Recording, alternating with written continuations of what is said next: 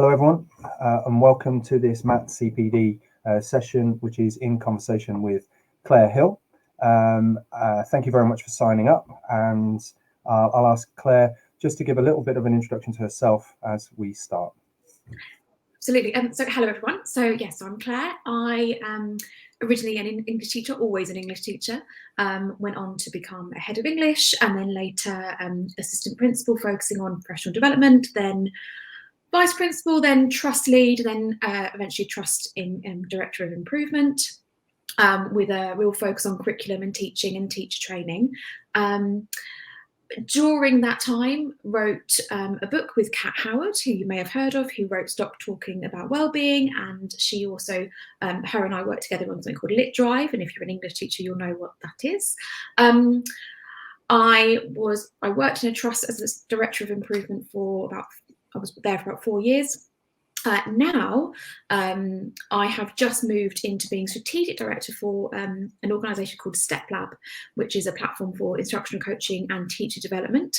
And the main reason that I made that move was because I had seen the impact that that platform was having in the schools that I worked with in terms of curriculum, in terms of teaching, in terms of teacher development, and wanted to be part of that. That's a little summary. Great, thanks Claire. And I will say, as Deputy Head and former Head of English here at Queen Mary's, I promise to all those watching that we're not going to make this specific too much, but we'll cover plenty of other subjects along the way. So if I could ask you about the book, which I enjoyed reading over the Christmas break. You wrote Symbiosis, the Curriculum in the Classroom, and it was published in 2020 alongside Kat Howard.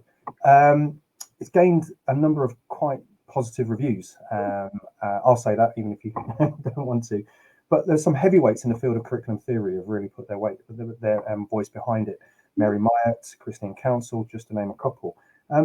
Just ask you what you saw as the purpose of the book from the outset. Yeah, so obviously Kat and I were working in schools and we were working with teachers, and we found a couple of things were happening when it came to curriculum. And we noticed that there was this kind of idea of like curriculum is this kind of lofty thing over here, and then teaching and teachers in the classroom were over here. And there was lots of kind of really intellectual debate around what curriculum should be and the language of curriculum. And there were organisations who were writing curricula, and they were coming into schools and things. And then when we were working with teachers, what we were finding was that there was kind of this almost disconnect between this kind of idea of the curriculum and what was landing in the classroom. And ultimately, like your curriculum is only only as good as what lands in front of your students and what they take from it. And so with Symbiosis, we were looking at that relationship between the curriculum as this kind of thing that you develop as an almost outside the classroom in the sense of like that curriculum aim and what that might be, and then what that looks like in the classroom, and trying to kind of provide some kind of frameworks around the curriculum itself. So some of the language around curriculum, some of the ways to structure a curriculum, and give us some really practical ideas around that, around knowledge structures and around threshold concepts and things like that. But really importantly, then looking at, well, if you're a classroom teacher, what does that look like for you, and what might you want to know? And maybe there's things around reading or oracy or questioning that feeds into the way the curriculum lands. And then finally, and I would say particularly in my role now, the most important part for me was around how curriculum development and teacher development go hand in hand. So that towards the end of the book, it then talks about the mechanism by which, as leaders, we can provide the conditions for teachers to enact that curriculum in a really effective way. And some of the kind of levers you can pull in terms of CPD, in terms of feedback and lessons, maybe even in terms of some like quality assurance and evaluation, and some different models for that to really help anyone who's on that journey, whether or not you're a leader or a teacher or you're a head of department, whoever you are. We tried to write something that was going to be helpful at every level, and to understand the different ways those almost levels in like work with each other. And then a little bit later, quite a lot later, obviously Mary asked me to write some stuff for her, which I think is actually where we first started having a conversation with Tracy. which again was all about how do we create the conditions for really high quality curriculum. So that's kind of where that came from and what the book ended up as, because of that kind of vision that we had. And absolutely, and I think having read through it, that structure that you adopt, which actually, I mean, I read through from beginning to end, but you could dip in and find the part that's most relevant to the thing that you are working on at that time with curriculum in whatever role you're within school. I think that's what's one of the most helpful and most accessible parts of the book. Were you surprised by the positive responses? We were, yeah. So whenever you write something and you say, well, no one's going to read this, right? And then it kind of hit the top of all the charts of the kind of curriculum on Amazon and things, and people were talking about it. And even, it's been like two or so years since we wrote it. Even now, when I will meet people and say, oh, I read your book and it made me think about this, or it made me think about that. And that is joyous. It's such a beautiful thing to kind of put something out there and then people talk to you. And this is the bit I love the most, is people then saying, not just a kind of like, oh, I really enjoyed it, but actually I really enjoyed it because, and then I did this in my classroom, or then I did this with my curriculum, and then as a school we've done this instead, or as a trust we've looked at our principles around this as well. And that kind of like really feeling like some of the things we talked about in the book has land again, like it was all about what's going to land in a classroom day to day, it's going to have impact on pupils. And so it's been really lovely to have those conversations. And you said about some kind of quite heavyweights of the education world, particularly the curriculum world, kind of using that. And we've obviously been very much influenced by the likes of Christine Council, who was very generous in Kat actually interviewed her for some elements of the book for us to kind of get to the bottom of a few different bits and pieces that we wanted to kind of expand on. And obviously they've both been very encouraging and complimentary about what kind of came together at the end. But I mean, a lot of the book was written during lockdown, and it was basically to stop both of us going crazy, really. So we were like, well, what should we do of an evening that will actually get our brains working and not just constantly thinking about, what content's being put out there in terms of our trusts and our schools, in terms of the lessons being put out. It was just a way of kind of getting our brains thinking almost more kind of strategically and trying and reading and researching stuff when it was in the, the kind of the real midst of the pandemic and things. So that there was an element of that in there as well. Stop just going mad, I think, was a big part of the bonus of this book. It's always a good thing. I think if I could just go into some of the more specific aspects of it now. You've mentioned about different sections of the book being potentially relevant for different staff, different colleagues in different roles. So if I could just draw out from you a little bit about the senior leadership aspect of curriculum as far as you see it within this book. What do you see as some of the biggest challenges that exist for senior leaders, curriculum leaders, as it's sort of with regard to some of the elements of what you've written about, and also your own experience, of course? I mean, always time. So that's always the first thing. And I think one of the things that we tried to do was to kind of say, well, if we really think that curriculum is important, we really think curriculum is going to make the difference, how do we give it the time it deserves?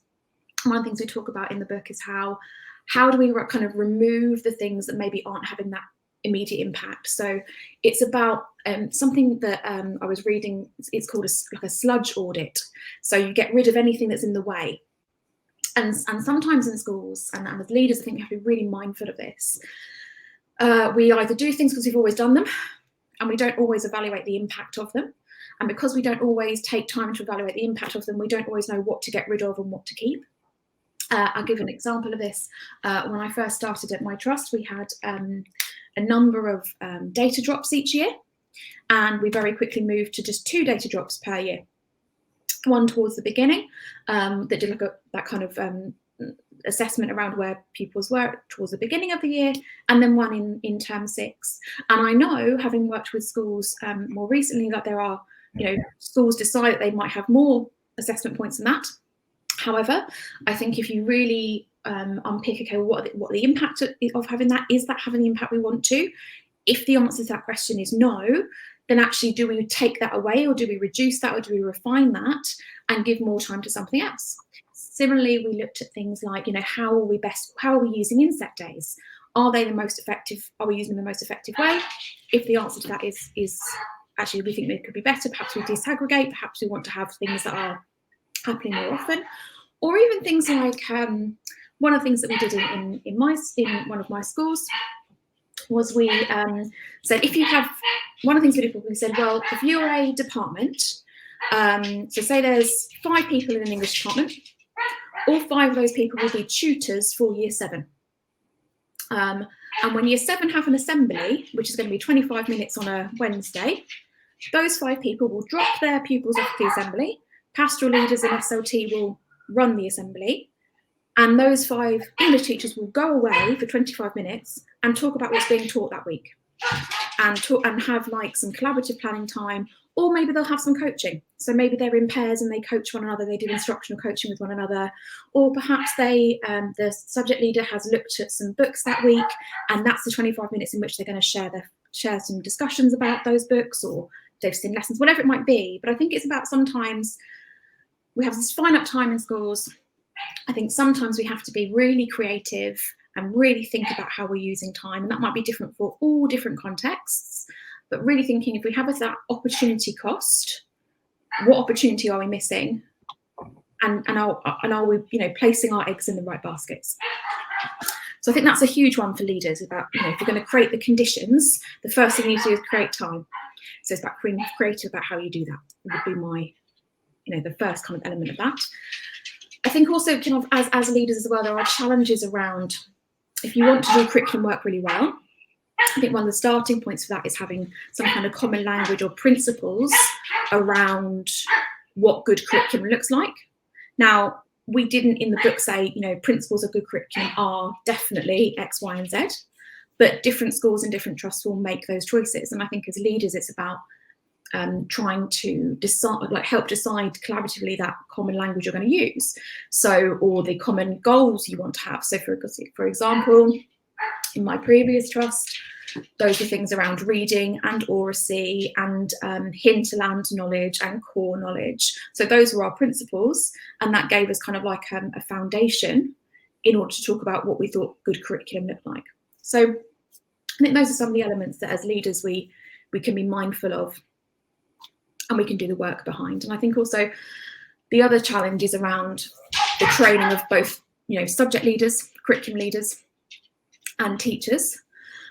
What does that look like? How do we help our subject leaders and our teachers become the kind of curriculum thinkers of the future?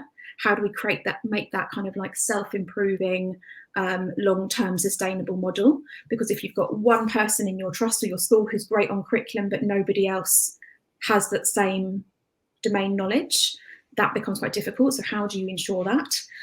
And then as leaders as well, I think particularly if you are in the position, and I think it happens often, you're in the position where you are line managing a subject outside of your own subject.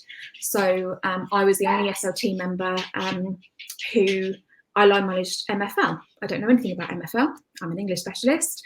So what I had to do was think really deeply and try and read as much as I could around MFL teaching, really trust and have really good conversations with my director of MFL about what that meant, what their subject meant, but also trying to make sure that I'm asking the right questions of her.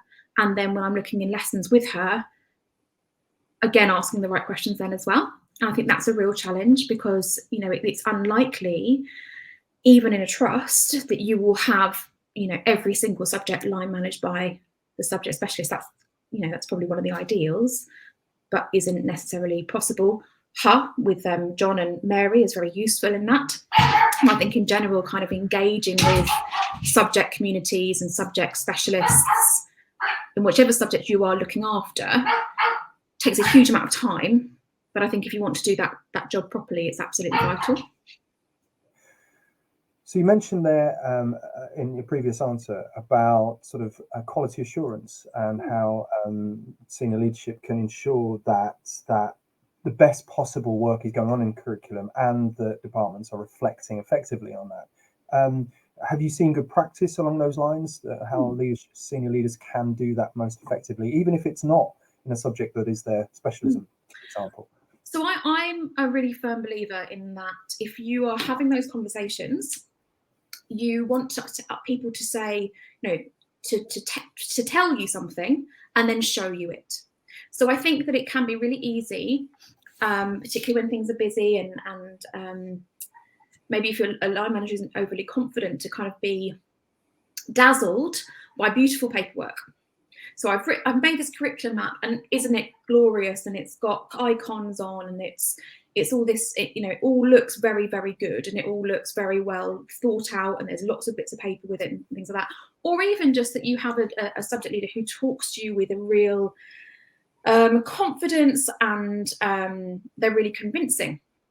And that's great, but that's only one part of the puzzle, because that's telling you what's going on. And I think as a leader, it's about then saying, well, okay, so you've told me, now show me.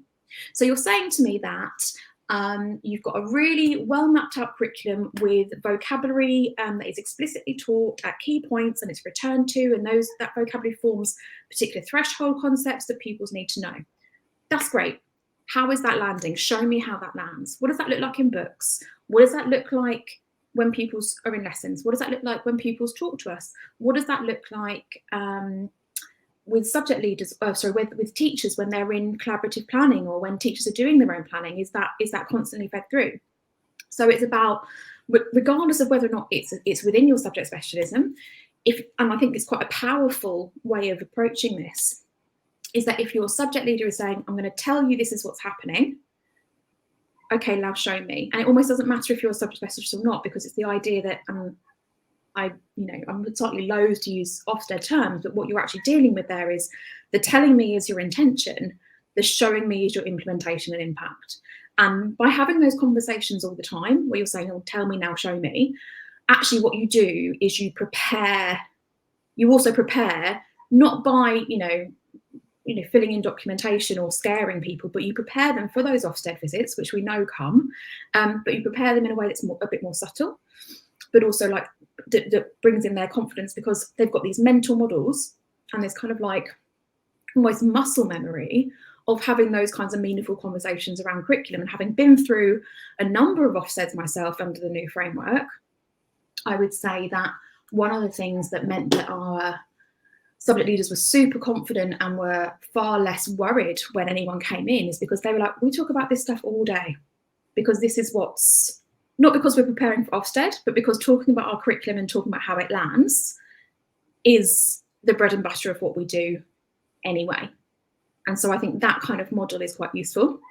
I think also, and I dread, it was much easier for me to say this when I used to work for a trust and I didn't work for Step Lab. But one of the things that Step Lab does is it has a drop-in function where you can just pop in and make comments on lessons all the time to the person you're seeing. You're constantly giving like iterative, incremental, small bits of feedback all the time.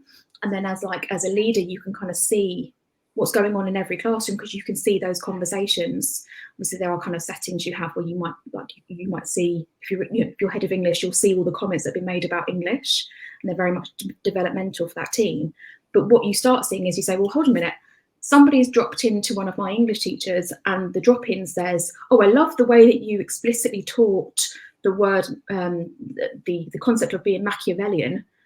And then as a subject leader, you're thinking, oh, great, because I know that that's in my scheme of work. And that's not like a quality assurance, like, oh, and if I don't see that, that's a problem. But in terms of like, is this landing on the day-to-day, and it's not kind of a one-off, and it's not like a one-off observation where you want to tick through and say you're seeing everything. Actually, what's happening in the classroom all the time, that for me was really powerful, because one, it was like this idea that there was a genuine open door culture that had been created, but two, that actually people were talking about the curriculum and they were talking about teaching all the time.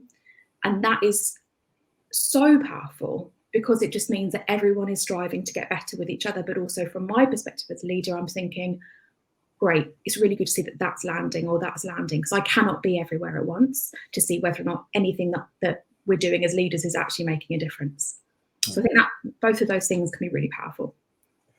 So it's not only a quality assurance role that that's performing, is it? It's actually a sharing best practice as well.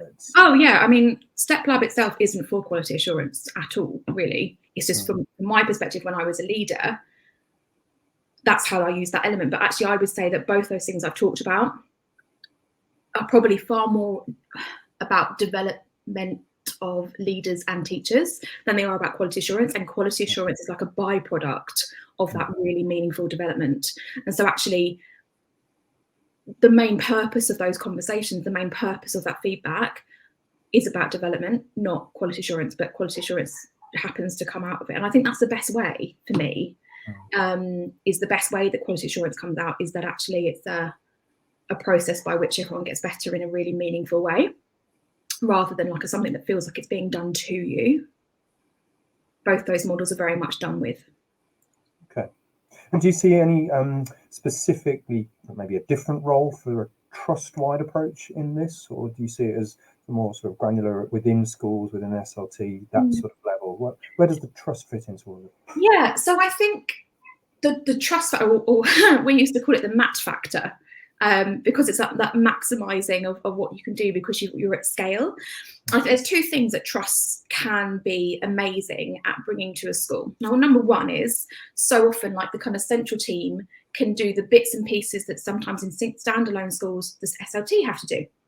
I was talking to a head teacher the other day, and she was saying all the HR comes to me, all the finance comes to me, etc., etc., etc. And she said, actually, because when you're in a trust, like a lot of that stuff can sometimes be done centrally, as a leadership team, it means you can focus a little bit more on the strategic than those kinds of areas. And I think that's an important part of the kind of map factor, the trust factor, which means actually your SLT can spend more time on development of schools and curriculum and teaching, because they're not spending as much time on HR issues and finance issues, which you can sometimes have with a standalone school. I think that's something that our schools certainly found.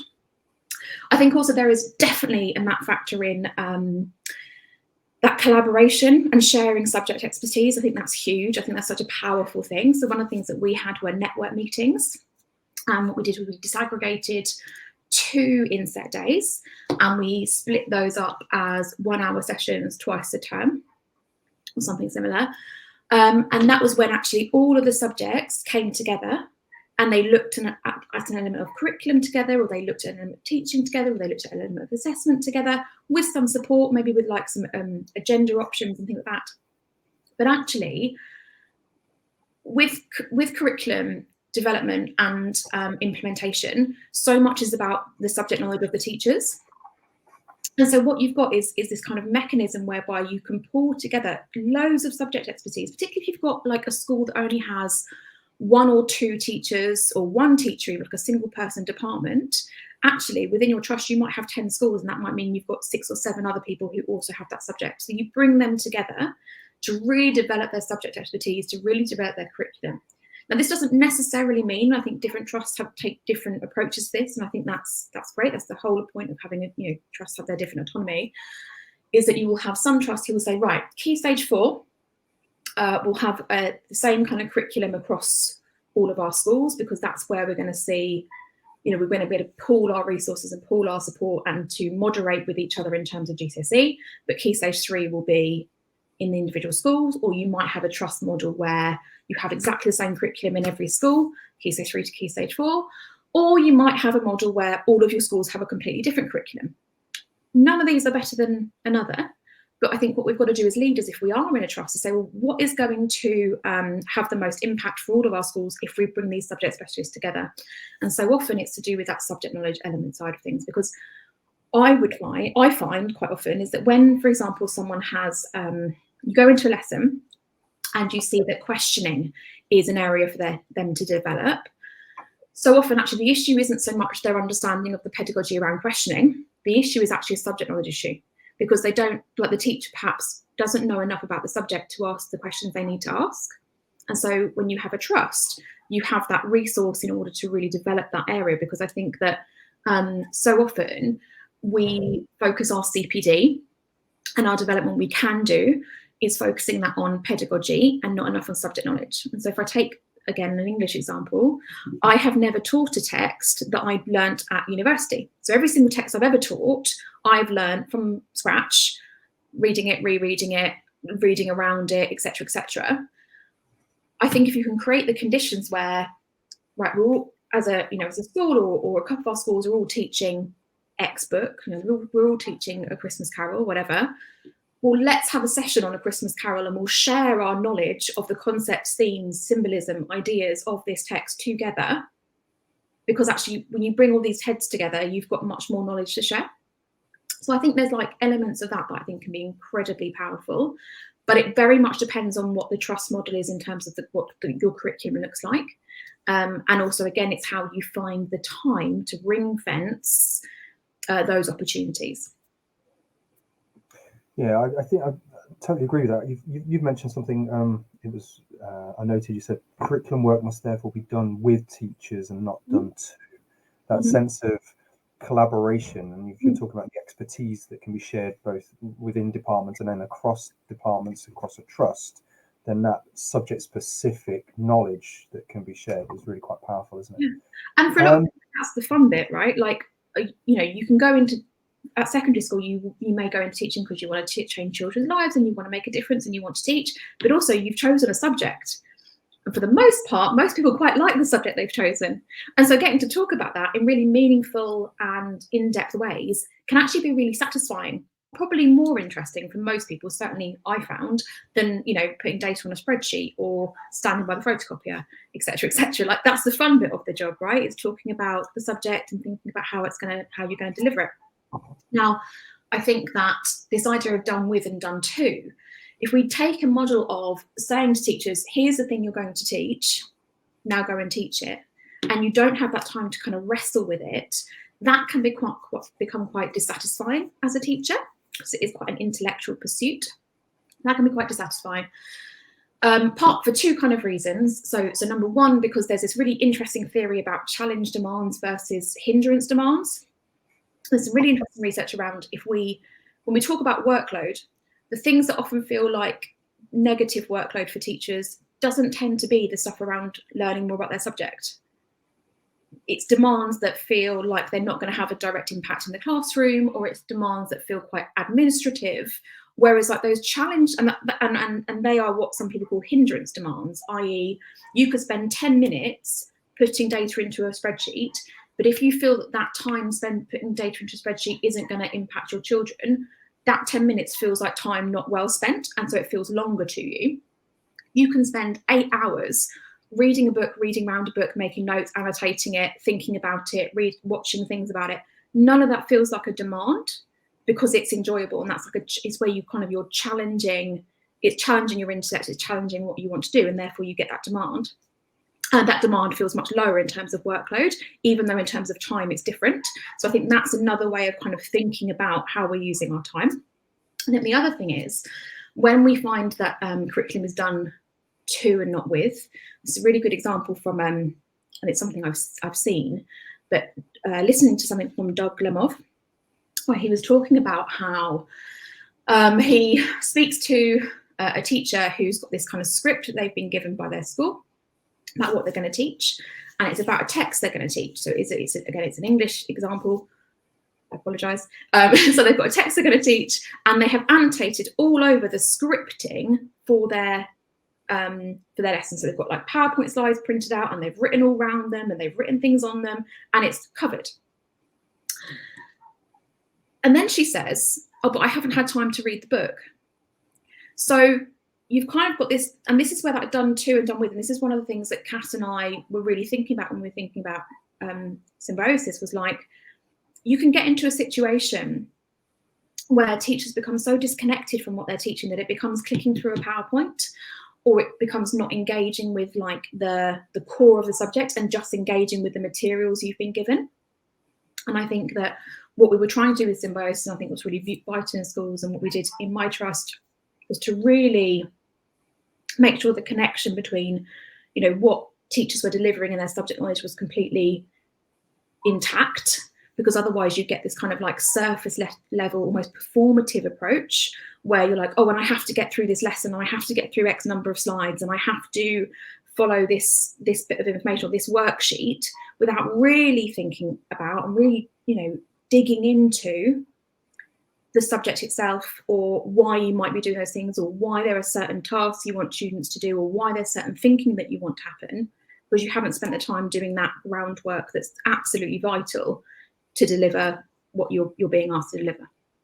Yeah, you're fairly strong on this. I mean, you quote Christine Counsell, don't you? Sort of talking about becoming just a conduit. If you're not thinking about teaching at all times, and not thinking about what you're teaching and all of those things, and you're just a conduit. I think you refer to it being sort of transmission of inert knowledge. You know, this seems something that means an awful lot to you within the book, and obviously the work that you've been doing.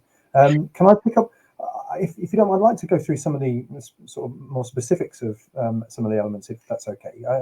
You make quite a claim for the connections or the interactions with high quality subject communities within the book, and how that can lead to effective curriculum leadership and, of course, more effective curriculum design in action in the classroom. Can you give us some examples? Maybe not English, but if you can give us some examples of how you've maybe seen that working, or heard of those kind of things working really well. Yeah, so I mean, history is an awesome example. They have the fantastic like the school history project, and they have conferences that are just for history. They're absolutely brilliant. So history's got a really nice foundation. But what I would say as well, like for me, like one of the points of having a trust is to create those subject communities within your trust as well. So, you know, it's thinking about like what tools do we need to give the people within our trust to create their own subject community that is self-improving within the schools that we have together. Like one of those things that is valuable about having a trust and having lots of schools that come together is creating that subject community for yourself. So one, yes, you can pull in from external, you know, the school history project. You've got the CogSci website, which is for science. You've got the geography, what do they call themselves? The Royal Society. Perhaps. Yeah. There's a couple of kind of geography ones that are really, you know, worth engaging with. But actually, you take from those external organisations. But I think the beauty of having a trust is that you form that subject community internally. Because actually, if you look at what a subject community is meant to do, it's meant to bring together thinkers in that subject who wrestle with ideas around the subject. Isn't trust working such a, you know, fruitful area for that to happen? I think that's really powerful. That's happening within the trust, within Immersion at the moment, and sort of these professional learning communities that are setting up. I think one of the things that we try to look for, and again, you use the word sort of commonality, and I think you refer to it in terms of commonality of language, but I think it crosses over. We're not looking for, you've already said, we're not looking for set PowerPoints that just click and move on, but there's a commonality maybe of shared knowledge, shared language, particularly within vocabulary. That's, you've also said that that's a means of reducing workload. Again, do you want to expand on that concept of commonality and anything that goes along with it? Yeah, absolutely. So I think so the commonality side of things, I think it is, and we've always used the word principles where I've worked. So there's not kind of like when it comes to teaching, when it comes to curriculum, it's about principles. So it's what are our principles, what are our values, what do we think is what good looks like. And then the reason it's called a principle is because it's about applying that in a way that is kind of pays service to and is appropriate to the subject discipline that you're dealing with. So whilst there's that commonality, those commonality might be a set of principles. So for example, if it's teaching, it might be some principles around modelling, around questioning, around scaffolding. If it's curriculum, it might be principles around, as I said before, like maybe it's around reading, maybe it's around core knowledge versus disciplinary knowledge versus hinterland knowledge, and so on. So once you have that kind of common language, I think where the workload element comes in, where it can reduce workload, is that if you are not having to think about everything on your own, those conversations become really fruitful in terms of actually bringing you into knowledge or bringing you into an understanding that hasn't taken you half an hour to find out on your own, but actually you have people you can go to who actually you can talk with and you can have that conversation. And again, like I talked about, you know, the idea of not wanting to click through a PowerPoint, not wanting to click, you know, just work through a booklet. I think I need to be really clear in that I do think quite strongly that having core resources within a school or even within a trust can be really useful for teachers in terms of workload and in terms of that commonality. So one of the things that we did is that we said, right, okay, we did make a decision that in some of our schools, we would have the same units happening because we thought they were really important to our community and to the values that we had around what we wanted to teach. And so people would make booklets or they would make resources for that particular unit, and that was then shared across the whole department, shared across more than one school, all in a shared drive. But it was how the teachers then are given time and tools to engage with those materials. So whilst there is absolutely this sense of you don't want someone to just be given something and then have to deliver it with no conversation, no adaptation, no responsiveness. At the same time, I do think that utilising that map factor or utilising the department in the school in order to create some core resources that through your mechanisms of collaborative planning or through coaching or through drop-ins or through whatever mechanism you use, network meetings, that teachers engage with those materials in a really meaningful way. So it doesn't just become this kind of conduit, but at the same time, in terms of saving workload, and also like, for example, I say, for example, that I've got somebody in my science department who is amazing on chemistry. And we know that so often when you've got a science department, you will have someone who's a chemistry specialist, but they will teach chemistry, physics, and biology across a year group. With that group, that might be one of the models they have. Surely your chemistry specialist would focus on making those core resources, and then that's distributed in a way that kind of brings everybody into the understanding of those core resources and how they might be delivered and key explanations and key models and how they might be broken down and all those kinds of things. That's the conversation and the teacher development part of that. So it isn't just a kind of done to. But at the same time, if you have a specialist in your trust or in your school who is amazing on a key topic that we want everybody in a year group to learn, or we even say actually across our 3 schools we've got a similar curriculum and they're all learning this X topic and we've got someone who's an absolute specialist in it, it seems like a no-brainer to me that would be the person that you would reach out to say, can you be the person responsible for this core resource, and more importantly, inducting everybody into how to deliver it. I think that is where the workload comes in.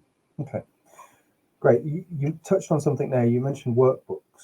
So it seems to be a very special place in the book for workbooks, as tools both for curriculum planning, for showing progression through the curriculum. Do you want to, maybe some departments of people watching this video are thinking that that's something they'd like to do, is to introduce those workbooks. What piece of advice would you give to them to make sure that they sort of do it in a way that you say you would put forward as a positive way? So I think one of the reasons we talked about workbooks in the book was because we were finding these kind of lethal mutations happening with workbooks, that they were becoming this kind of like, they were becoming a bit of a straitjacket for teachers. And also we were finding that it was almost like a bank of tasks or activities. You do this activity, then this activity, then this activity, then this activity. And that to Kat and I is not what learning's about. And so what we were trying to communicate was that actually workbooks can be, or booklets can be really, really useful in terms of workload, in terms of core knowledge, in terms of curriculum, all those kind of things. But when you are developing those workbooks, you're thinking of them as what is the learning that we want to happen, rather than here are enough activities to get us through 8 lessons. And I think that sometimes, and I only say this from the experience that I've had and what I've seen, sometimes that is what happens, is because you're like, right, okay, lesson 1, I've got a booklet, it's all going to be in there, this is what it is. And actually, so often, and particularly, I'm using English again, in English, for example, actually probably your most powerful booklet will be a series of extracts from the text you're teaching. And then actually the work around that is, what questions could we ask, and how could we do guided annotation of this, and where is this leading to, and why have we chosen these extracts, and what are the key concepts that these extracts show us, and so on and so forth. So I think my biggest thing is never look at a booklet as a bank of activities. Always look at it as a sequence of learning. What is it that you want kids to learn, and what's the best way to do that? Because ultimately the booklet is kind of there, and if we're really practical about it, it's kind of there just so that teachers don't have to spend, you know, a Tuesday morning at 8:30 strapped to the photocopier, because you've got everything there in front of you already. But it's thinking really hard about what is it that teachers will find most beneficial to have in front of them that is going to, you know, the booklet isn't the lesson, the teacher is the lesson. But how do you communicate that through the resources that you're using? So it becomes, I suppose, a tool, a vessel for the curriculum journey, the planning that's gone on. And also, it's, I suppose, more a sophisticated level of retrieval for those students. You do, looking at some of the implementation of what you've written about within the classroom, in terms of that symbiosis, you do write also about retrieval, as you'd expect. You do argue that the simple retrieval techniques aren't necessarily enough, and you put forward this idea that there should be this phrase, strong schematic connections. That will go beyond a workbook, of course. Talk a little bit more about that for us. So I think part of that is about coherence. I think what sometimes happens, and this comes back to something that I see quite a lot, and it's one of the things that when I'm asked to work with schools or trusts, this is the area that I try to do the most work on, is that sometimes what we do is we go into school, and it's because we don't have, because there's limited time and all those kinds of things. There are lots of reasons behind this, but this is what happens. We go into school and we say that this is what we're going to do. And what we're going to do is retrieval practice. And here are a couple of examples, but this is what we're going to do. The problem with that is you then go and visit a classroom a couple of weeks later. And because, you know, teachers are very diligent, and if you ask teachers to do something, for the most part, they will absolutely do their darndest to do the right thing and do what they've been asked to do and all those things, right? So no one wants to do a bad job. And you go into a classroom at the beginning of the lesson, you've got like 10 questions, and ultimately it looks a bit like a pub quiz. So it will be, you know, these kind of random questions. You're like, well, what's that got to do with the lesson that's coming up? And what's that to do? Like, they just don't stick. But it's this idea of, well, we're going to do a quiz at the beginning of every lesson, and it's going to be about retrieving knowledge. Okay. And I've seen this in lots of different contexts. So what we kind of argue for is it's not about the what, the retrieval practice, it's about the why and the how. So if you come back to the why of retrieval practice is, one, to create really strong long-term memory. And that's why you retrieve things. But also from a curriculum perspective, it's about helping pupils to make connections between what they've learned, what they're learning now, and what they've learned before, and to bring that together into like a coherent schema. But also it's about cognitive load. So if you know that you're about to teach something in a lesson that is quite complex, and you know that in terms to reduce cognitive load, what you want to do is you want to bring to the forefront of pupils' minds the key knowledge that they will need to access this new learning. If you use that as your principle behind that retrieval, so for example, if you're thinking of retrieval practice as, what do I need to ask pupils, or what do I need to remind pupils of that will activate the most important information that's going to help them in the lesson I've got in front of me, all of a sudden your why behind why you're doing that retrieval goes far beyond its revision. So it's about the lesson that's coming up, it's about cognitive load, it's about coherence. So if you are, if you're a leader who's kind of introducing that kind of concept, starting with the why will help teachers make better decisions about the kinds of questions they ask. And that's then you're looking at your how. You're bringing in lots of models. You are giving constant regular feedback to teachers about what good looks like. You are sharing good practice. And it might be that you say, well, actually, for the next 2 terms, maybe longer, all we're going to do is nail this one thing. And all the feedback that we give, and all of the sharing that we do, and all of the CPD that we do, and all of the drop-ins that we do, and all of those things are going to focus on getting this one thing done really beautifully.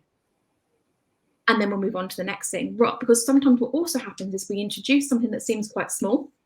Retrieval practice doesn't seem like something you would need to spend a huge amount of time on, particularly if you're someone who has that kind of curse of the expert, where you're like, well, of course retrieval practice looks like this. Actually, you are inducting people who've got all sorts of levels of experience and expertise that actually, I sometimes think that as leaders, we think something's going to take this long to implement, and so often it takes this long. Because what something maybe seems simple, like you wouldn't imagine all the different pitfalls and all the different iterations that it can become between you delivering your CPD on your inset day and you visiting a classroom 3 months later. So I think it's all about that, whatever it is you're going to bring in, if you can be really mindful as a senior leader that it's your why, your how, and your what, and be really aware that you're not just telling people what you would like to see. I think that's a vital part of like teacher development and also curriculum development, and also just school improvement in general. If you want something to land and you want it to land in a way that's effective, that retrieval practice, for example, doesn't just become like a quiz. What do we want it to do in its most highest leverage sense? Then I think we need to think really carefully about how we introduce those different things and the way that we would communicate it. You mentioned there about experts. I think there was the sort of bias of the expert there, and you actually focus attention in on the word expertise instead of skills within perhaps within lesson objectives, and certainly not in opposition to knowledge. I'm not talking about that, but I just wonder why the focus on expert and expertise. What's specifically interesting about that for you? Yeah, so and I can't remember who we were reading. I think it might have been Dylan William, but I can't remember. That's dreadful of me. I should definitely check.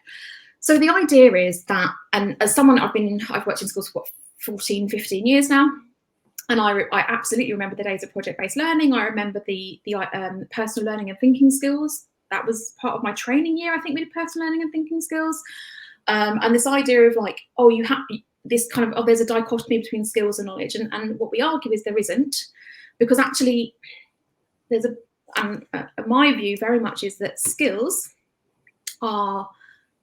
is knowledge in action. And so the reason we called it kind of, we talked about it, how do you develop expertise, is that actually when you think about the skills that you want pupils to be able to do well, what knowledge they need to do that. So actually in my trust, we stopped talking about things like writing skills, and we talked about things like procedural knowledge, that actually to write a thesis statement was about having knowledge about what is a hypothesis, what is a thesis statement, what is the text, and there's quite a lot of knowledge that goes into that, but the skill is to write. And so the reason we kind of looked at expertise as a way of kind of bringing that together, rather than kind of skills knowledge dichotomy, was the idea that skills and knowledge, when they do come together, in our view, is that's what expertise is. It's when your knowledge of the thing and the way that you're developing your skills, your say expertise in it, but your skills in it, that's what brings together to be expertise. Because otherwise what we are in danger of doing sometimes is saying, oh, we're helping pupils develop skills in X, but it falls down because skills aren't developed in a vacuum. They need substance. And so if you talk about expertise, it kind of focuses your attention, I think, a little bit more on what is the substance behind what makes someone good at this thing. And that's kind of where that came from. And that's just as applicable to supporting teachers through CPD to become experts in their field and identifying any gaps that they may have. Absolutely. And as someone who develops a lot of curricula for professional development, and have some, my current role is to support ITT providers in developing their curricula and all that kind of things. Teaching teachers and teaching pupils, there's not any difference. We kind of learn in the same ways. And actually, if you're someone who's in charge of CPD in your school or in your trust, approaching that with the same kind of curriculum principles as you would to do a scheme of work is actually quite a useful approach, because then you say, well, when do I need to return to this?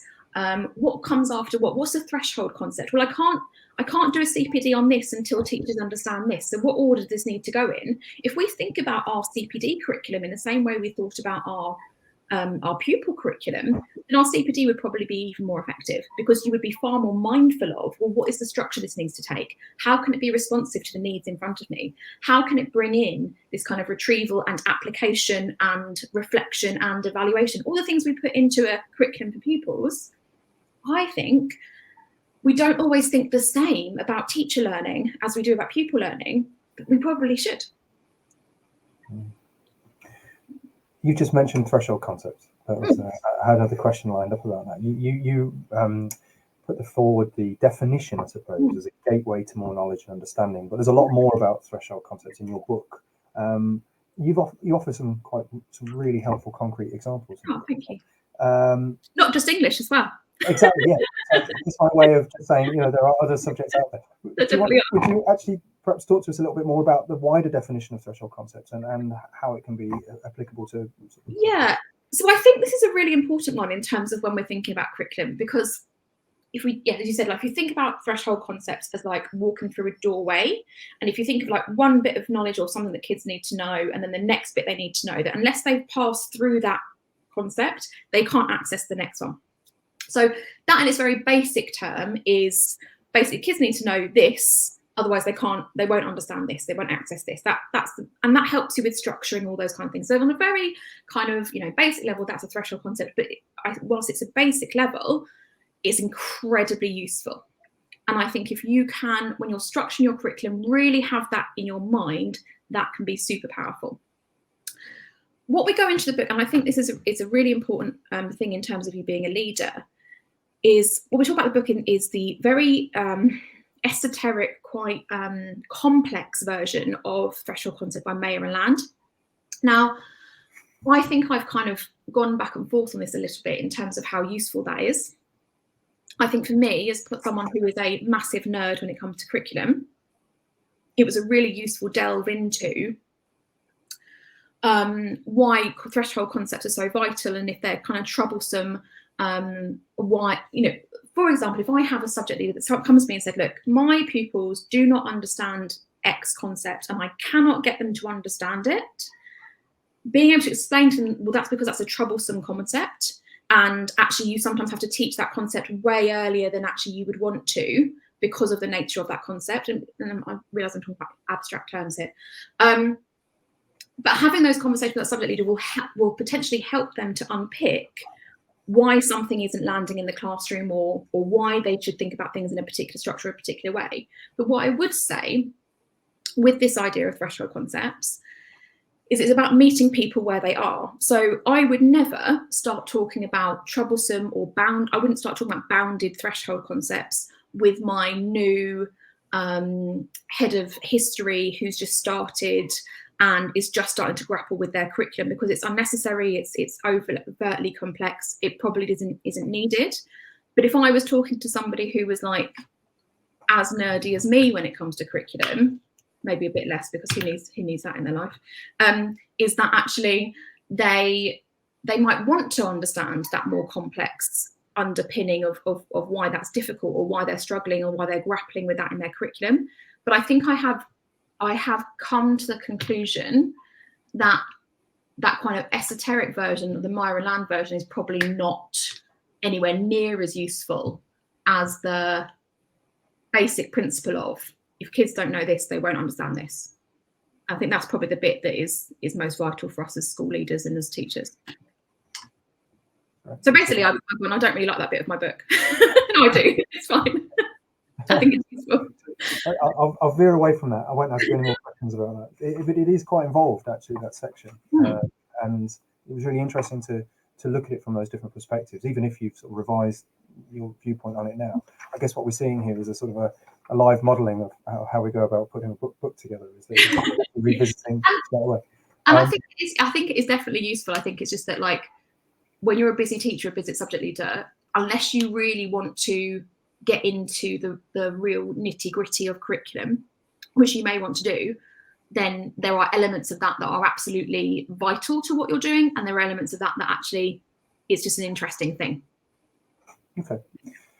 Can I ask you something a little bit, seems a little bit controversial, but it's something that comes out of your book. I just wonder whether you think that there's a potential conflict between satisfying exam criteria, assessment objectives, and a scholarly pursuit of a subject-specific expertise. I mean, how do you square those two off?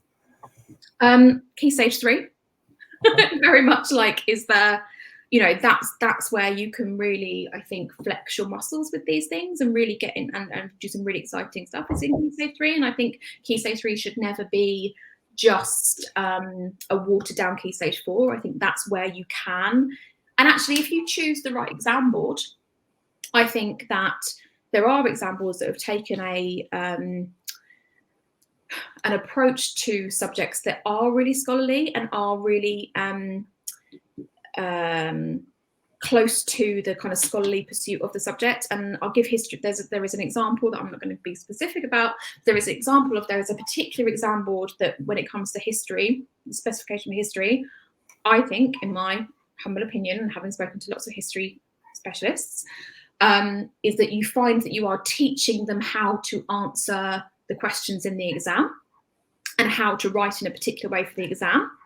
And then there are other specifications that ask pupils to be historians and to write like historians and answer questions like in a way that is closer to history as a discipline. So I do think there is something in being really careful and really mindful about which specifications you choose at Key Stage 4, because if your aim is to have pupils have the most kind of like scholarly and rich experience of the subject as possible, yes, there's Key Stage 3, but ultimately they're going to have 2 years of Key Stage 4 doing this, making sure you're choosing the specification that is as closest to your values of a curriculum as you can possibly get. Now, there are some, you know, for me, I would say quite significant parts of the language paper for GCSE English is very far removed from what I think should be happening in an English classroom. But we are where we are. However, what that means is then taking the elements of that are English, like genuinely Englishy, and doing those really well and really engaging with those. And also, like, for example, at the GCSE English language paper, I always tend to do quite late in the 5-year Key Stage 3, Key Stage 4, because I feel it's accumulation of everything that you've taught pupils leading up to that. And I would quite strongly feel that at Key Stage 3, there shouldn't be a unit that's called Language Paper Question 5. So, you know, there are elements on those papers, it's like analysis or evaluation. Yes, you're going to be teaching pupils how to analyse or evaluate for their entire career in English, because that's what English people do, is they analyse and they evaluate and they discuss and they argue and all those kinds of things. But I don't think that, you know, at Key Stage 3, or even probably for the most part of Year 10, there should ever be a unit that is just Section A of Language Paper 1, or and I have seen it, because I understand why I see it, because we have to get, you know, the best pastoral care we can give kids is a really good set of GCSE results, because that's what's going to open the doors to their future. So I absolutely understand the feeling of needing to do that. But as someone who has worked in, most recently, some of the most challenging contexts in the country, so that's, you know, coastal area, non-selective school in a selective area, in a selective area, over 60% PP, all those kinds of things, having worked in that context, still strongly believe that the best education we can give is one where we are focusing on the subject over the exam criteria, if that exam criteria doesn't match the subject, because actually by its nature, if we teach them really well, it will land and it will end up with them having good GCSE results. But I think we've got to be really, we have to resist that temptation of, from Year 7, 8, 9, saying, oh, we're going to be doing, you know, question 3 of paper 2. And that's what we're focusing on for this unit, for example. Thank you for tiptoeing around that. But I think it's a fair question, because it does come up, it does seem to be a little bit of a conflict arising between what you talk about in terms of an inquiry-led approach, and then the necessity to satisfy assessment objectives for exams and things like this. And I think it's important to approach that. Can I just come back to what you just talked about, your experience in a wide variety of schools, but in some challenging circumstances? I think there's a question that actually comes right back to the very start of your book, where you talk a bit about the moral purpose behind a curriculum. So this trust, as in all trusts, I'm sure we're very committed to that sort of enabling social mobility. What role do you think, specifically, what role can the curriculum play in that social mobility, that moral purpose of a school? So I think firstly, it's about being ambitious beyond pupils' everyday experiences. And I feel quite strongly that, you know, our job is to induct pupils into their kind of the thinking and possibilities and opportunities that they might otherwise be hidden from them in their kind of everyday lives. And I think that's really important, that we are the people who do that. And as an example of that, in one of my schools, keep saying my schools, I've left now. One of my schools before Christmas, we teach Latin. One of the reasons we teach Latin is because it's fantastic for vocabulary, it's fantastic for cultural understanding and cultural knowledge, but also because the grammar schools down the road teach Latin. And we feel really strongly that, okay, just because you didn't pass an exam when you were 11 doesn't mean you don't get to, you know, engage with this really rich history, vocabulary. We do class civ at GC, it's really popular.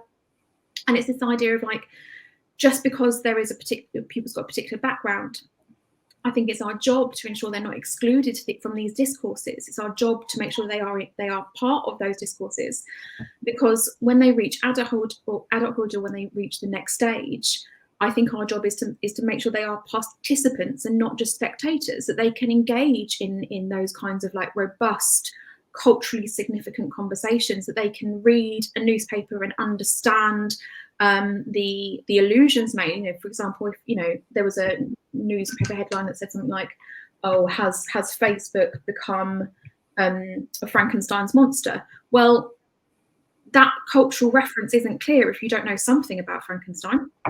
And so who does that? If it's not down to a school to bring pupils into that cultural understanding, then who is it? And then I think there's another element there, and I think I touched on it earlier. I do strongly believe that a really strong curriculum and a really strong teaching, the byproduct of those two things are good exam results. Now, as I said, the key to a lot of our pupils' success in what they do when they leave us is making sure they have the best possible exam results they can have. And I do believe that a well thought out curriculum that is challenging and ambitious and inducts pupils into these subjects, that allows them to develop really strong expertise from teachers who are highly knowledgeable, highly skilled, highly enthused about what they do, the byproduct will be pupils who can go off and be really successful in anything. And I think there's also like this argument of like, if someone says, "Oh, well, you know, I want to be a hairdresser, so I don't need to know about this stuff." Well, why can't you be a hairdresser who also knows this stuff? Like, isn't it part of our, you know, who we are as people to understand and be part of these really powerful, interesting discourses? And I think that certainly shouldn't be something that is not accessible to pupils because they have a particular background. And that's why I've been working most recently in the context that I have, because that's something I felt really strongly about in terms of, you know, that the kids absolutely are entitled to this. Okay, I couldn't agree more. I'm just wondering whether that's seems to quite a fitting place to end our conversation. But I'm looking for whether Tracy wants to come in. I do have further questions, but I think at some point we need to draw a close to things. So I suppose really, if I'm going to draw this to a close, I would say, Claire, it's been absolutely wonderful to talk to you. It's been a fascinating book to read. Oh, I highly recommend it. We'll be buying a book for our CPD library as well for staff to get hold of here. It's been really interesting to talk to you. As I said, I had plenty of other questions, but not enough time to go through with you. So thank you ever so much for being part of this. And all the very best for 2023 in the new year and whatever the future holds. Thank you, too. Thanks.